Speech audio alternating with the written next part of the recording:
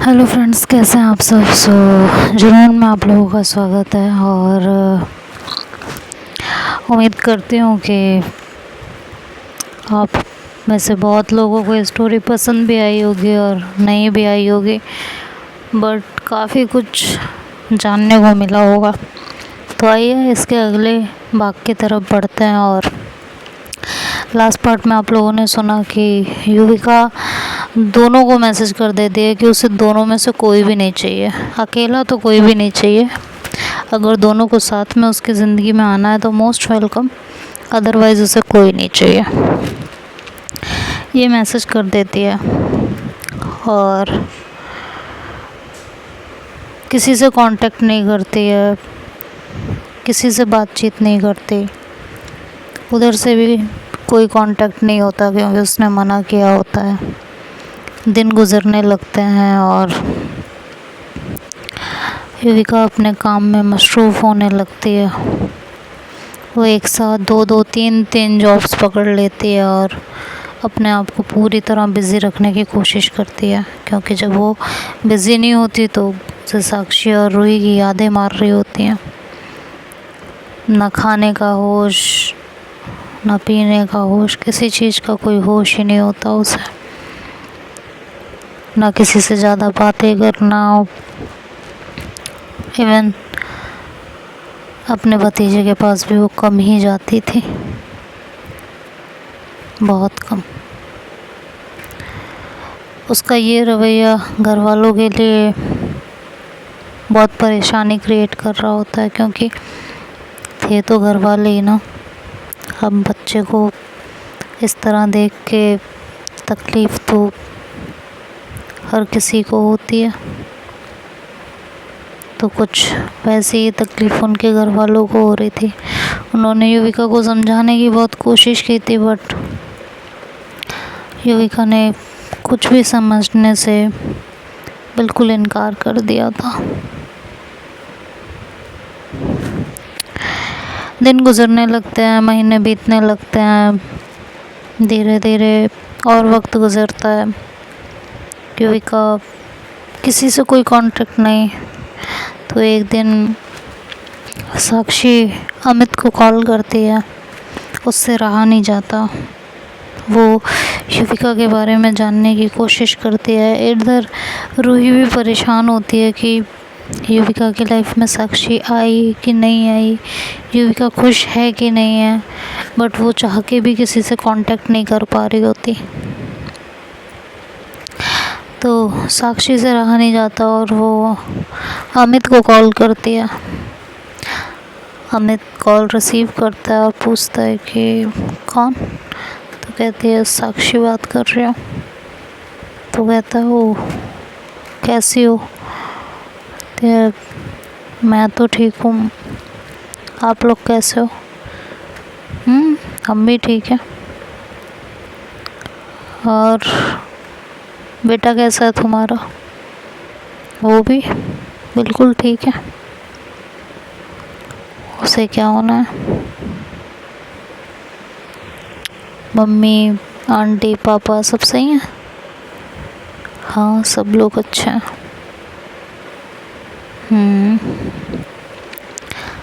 अच्छा, वो ठीक है, फिर सब ठीक है तो रखते हो। तो कहता है कि जो पूछना है पूछ सकती हो। इतना सोच विचार के कब से मुझसे बात करने लगी। जो भी पूछना है क्लियर पूछ लो ना। तो वो कहता है कि युविका कैसी है।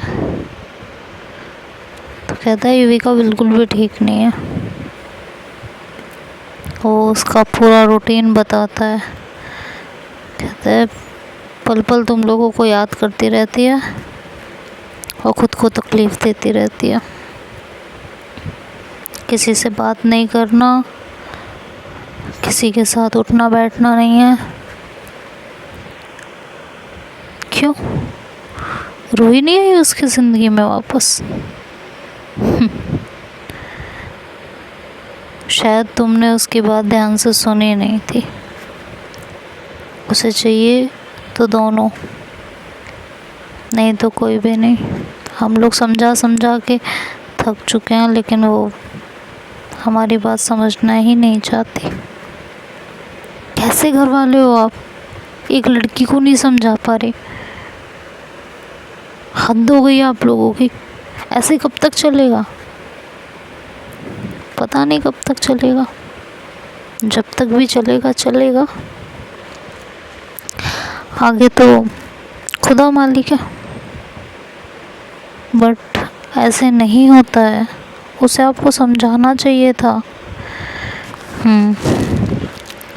मुझे समझा, तुमने भी तो समझाया था ना। कह रही मुझे लगा कि रूही आ जाएगी उसकी ज़िंदगी में, सब ठीक हो जाएगा। तुम्हें लगा, वो किसी को लेके नहीं आई अपनी लाइफ में, किसी को भी नहीं। लेकिन क्यों? अमित कहता है एक ही बात को कितनी बार बताऊं। आजकल उसकी तबीयत भी थोड़ी नासाज रहती है, ठीक नहीं फील करती वो।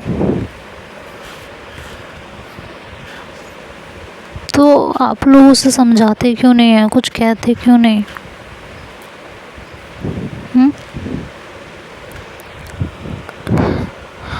वो किसी की सुनेगी तब तो उसे कोई कुछ कहेगा, किसी की सुनती नहीं है। अच्छा, मुझे मुस्कान बुला रही है, मैं जाता हूँ, बाद में बात करता हूँ। ये बोल के अमित कॉल कट कर देता है। इधर साक्षी को शिवी की बहुत ज़्यादा टेंशन हो जाती है। उसे यकीन नहीं हो रहा होता कि शिविका ने इतने महीनों तक रूही से कोई कांटेक्ट नहीं किया, उससे मिलने नहीं गई, उसे अपनी ज़िंदगी में वो वापस नहीं लाई।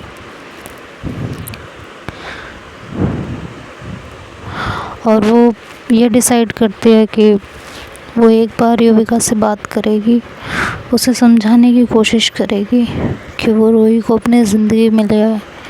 आखिर युविका मेरी दोस्त है, मैं उसे नहीं समझाऊंगी तो कौन समझाएगा?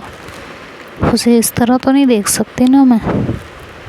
तो एक बार उसे समझाने का ट्राई करती हूँ, क्या पता वो समझ जाए, क्या पता सब ठीक हो जाए। ये सोच के वो युविका को कॉल करती है और युविका जो है वहाँ का नंबर देख के कॉल डिस्कनेक्ट कर देती है।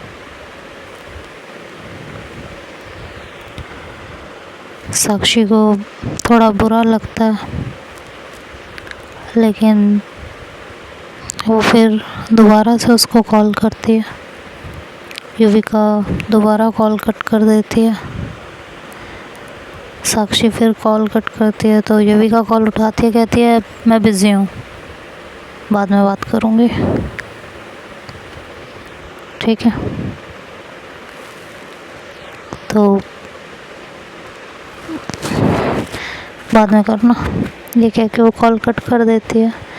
युविका की आवाज़ एकदम शिवरिंग वाली, उसकी आवाज़ से ऐसा लग रहा था कि कितने टाइम से, मतलब कि कितनी तकलीफ़ में हो। तो साक्षी फिर से उसको कॉल करती है, लगातार उसे 10-15 बार कॉल करती है वो, लेकिन युविका उसका कॉल नहीं उठाती। तो साक्षी भी बिल्कुल हार नहीं मानती, वो भी बार बार कॉल करती रहती है और फाइनली युविका थक हार के उसकी कॉल उठा लेती है। कहती है बोलो, कहा था ना मैं बिज़ी हूँ, फिर भी वही बात। तो साक्षी कहती है मुझे आपसे बात करनी है। कहती क्या बात करनी है? मैंने कहा था ना मुझसे कांटेक्ट मत करना, और शर्त भी बताई थी कि अगर कांटेक्ट करना तो कैसे करना। तो कहती है कि देखो जो तुम चाहती हो नहीं सकता युवी। कहती है हाँ तो नहीं हो सकता तो मैंने जाने दिया ना, क्यों मुझे परेशान कर रही हो? मत करो मुझे कॉल अब। मैंने कहा नहीं ना तुम्हें कॉल करने के लिए। साक्षी कहती है युविका प्लीज़ मेरी बात सुनो। तो वो कहती है यार युविका साक्षी क्या कहना है, क्या बाकी रह गया है कहने के लिए कि अभी वो भी कहना बाकी है। बताओ कि देखो तुम ये सब जो कर रही हो ये बिल्कुल गलत है और रूही को ले आओ अपनी लाइफ में वापस प्लीज़ और आगे बढ़ो अपनी ज़िंदगी में। युविका चुप रहती है। साक्षी कहती है कि इस तरह ज़िंदगी नहीं चलती है, ज़िंदगी में किसी हम सफ़र का होना बहुत ज़रूरी होता है और तुम रूही से प्यार करती हो तो उसको ले आओ, तुम्हारी ज़िंदगी ठीक हो जाएगी, खुश रहने लगोगी। इस तरह दुखी होके क्या मिलेगा? तुम्हारे घर वाले भी दुखी हैं, तुम्हारा भाई भी दुखी है। सुना है अपने भतीजे के साथ भी नहीं खेलती हो जो तुम्हें सबसे ज़्यादा अजीज़ है। क्यों? इतनी ज़्यादा परेशानी क्यों है? इतना तो कर ही सकती थी। देखो बात मानो और उसको ले आओ वापस अपने ज़िंदगी में। ये सब करने से कुछ नहीं होने वाला। प्यार करती हो और तुम्हें तुम्हारे प्यार के साथ रहने का पूरा हक है। तो ये क्या कहती है, बोल लिया? मैं बोलूँ? कहती है हाँ बोलो। कहती है प्यार करती हूँ, मुझे मेरे प्यार के साथ रहने का पूरा हक है ना, तो मैं तुमसे भी प्यार करती हूँ। आओ दोनों मेरी ज़िंदगी में। तुम फ़ोन करके मुझे भाषण दे रही हो? तुम दोनों ने मजाक लगा रखा है मेरी लाइफ का। वो रूही, उसके मन में एक दिन आया कि चलो युविका की लाइफ कैसी तैसी करनी है, तो वो मेरी लाइफ में आ गई। फिर एक दिन उसे मुझ पर दया आ गई तो बिना मुझे बताए एक लेटर लिख के चली गई महान बनकर। अब तुम्हें महान बनने की सूझी है। वैसे भी पहले भी एक बार महान बन चुकी हो ना, तुम जा चुकी हो, अब फिर से महान बनना है तुम्हें। जब तुम चली गई हो रूही को मुझे दान करके, तो अब क्यों फ़ोन कर रही हो? पहले रूही ने मुझे तुम्हें दान कर दिया, फिर तुमने मुझे रूही को दान कर दिया। तुमने कर लिया ना अपना काम। अब मैं वहाँ जाऊँ नहीं जाऊँ वो मेरी मर्ज़ी है, क्योंकि कोई मैं चीज़ तो हूँ नहीं कि तुमने उसे उसकी झोली में डाल दिया उठा के। मैं इंसान हूँ। अरे मुझे समझ नहीं आता मुझसे कोई क्यों नहीं पूछता कि मुझे क्या चाहिए। एक रिश्ते में दो लोग होते हैं, रिश्ता रखना या तोड़ना है ये दोनों की मर्ज़ी से होना चाहिए। और यहाँ तो हम 3 लोग हैं, तुम, मैं और रूही, मानो या ना मानो। और रूही तो हमेशा से थी ना साक्षी, जिसकी वजह से तुम चली गई, वो तो हमेशा से थी, कहीं गई ही नहीं थी। जब तुम मेरी लाइफ में आई थी वो तब भी थी, चाहे फिजिकली नहीं थी पर थी। तुम दोनों मुझे समझने का दावा करती हो, मुझसे प्यार करने का दावा करती हो, और तुम दोनों में से किसी ने मुझे नहीं समझा, किसी एक इंसान ने भी मुझे नहीं समझा।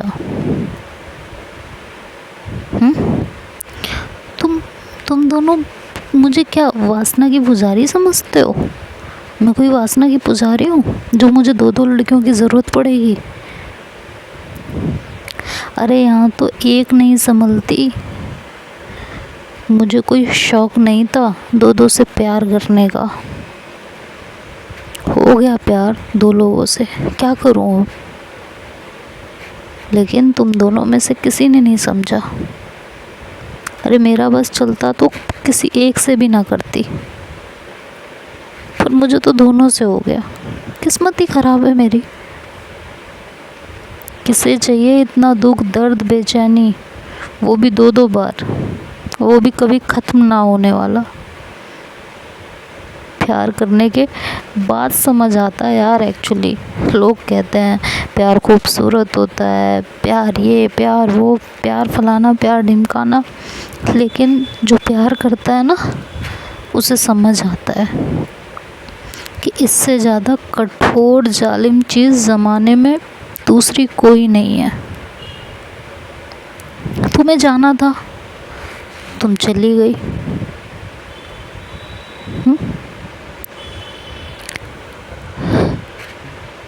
और तुम ये सोच के गई कि तुम मुझे रूही के लिए छोड़ कर जा रही हो,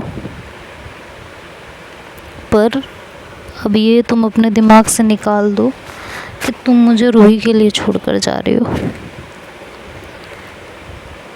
या गई हो।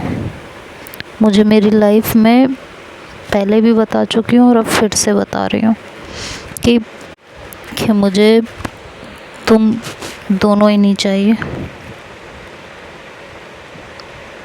या तो तुम दोनों या कोई नहीं।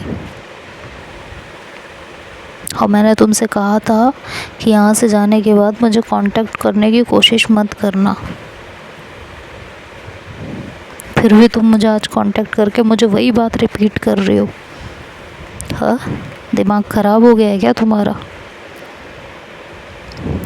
मुझे ना एक बात समझ नहीं आती साक्षी, तुम दोनों मुझे एक दूसरे के लिए छोड़ कर जा सकती हो, हाँ, पर एक साथ मेरे लिए रह नहीं सकती। माना ये रिश्ता निभाना मुश्किल था, अजीब था, पर एक कोशिश करने में कोई हर्ज नहीं थी। एक कोशिश की जा सकती थी, लेकिन तुम दोनों में से किसी ने नहीं समझा, किसी ने भी नहीं, ना तुमने ना रूही ने। हर बार मुझे मंदिर का घंटा समझा है और जब मर्जी जिसकी मर्जी जिधर से आता है बजा के चला जाता है। मैं तुम लोगों के लिए कोई इंसान नहीं, कोई चीज़ बन गई हूँ जिसका जब मन करता है वो दूसरे के लिए मुझे छोड़ के चला जाता है। मेरी फीलिंग्स, मेरे इमोशंस कोई वैल्यू ही नहीं रह गई मुझसे। ना रूही और ना तुमने, दोनों में से किसी ने नहीं पूछा, और मैंने जब खुल के बताया तो भी तुम दोनों में से किसी ने नहीं माना। अरे जब तुम दोनों इतनी महान बन गई कि कभी रूही मुझे तुम्हारे लिए छोड़ देती है, कभी तुम मुझे रूही के लिए छोड़ देती हो, तो क्या मेरे लिए तुम दोनों एक बार साथ रहने की कोशिश नहीं कर सकती? हाँ, जब मुझे तुम दोनों से प्यार है तो तुम दोनों एक ट्राई नहीं कर सकती थी? लेकिन नहीं करना था, चले गए दोनों। अब आके मुझे फिर से समझाने की कोशिश कर रही हो। मैं खुश हूँ अपने ज़िंदगी में, समझ में आया? बहुत खुश हूँ। और मुझे अब देखो साक्षी, आना है तो दोनों आओ, वरना यूँ मुझे कांटेक्ट कर करके मुझे परेशान करने की कोशिश ना करो। मैं जैसी हूँ खुश हूँ और बेहद खुश हूँ। एटलीस्ट मुझे ये टेंशन तो नहीं है ना कि तुम रूठ गई रूही को मनाना है, या तुम हो मेरे पास रूही नहीं है, या रूही है मेरे पास साक्षी नहीं है, साक्षी किस हालत में होगी, साक्षी क्या कर रही होगी, या साक्षी है तो रूही नहीं है तो रूही क्या कर रही होगी, रूही किस हालत में होगी। अच्छा है, मैं इन टेंशन से दूर हूँ। मैंने जो किया है ना वो हर किसी के बस की बात नहीं होती।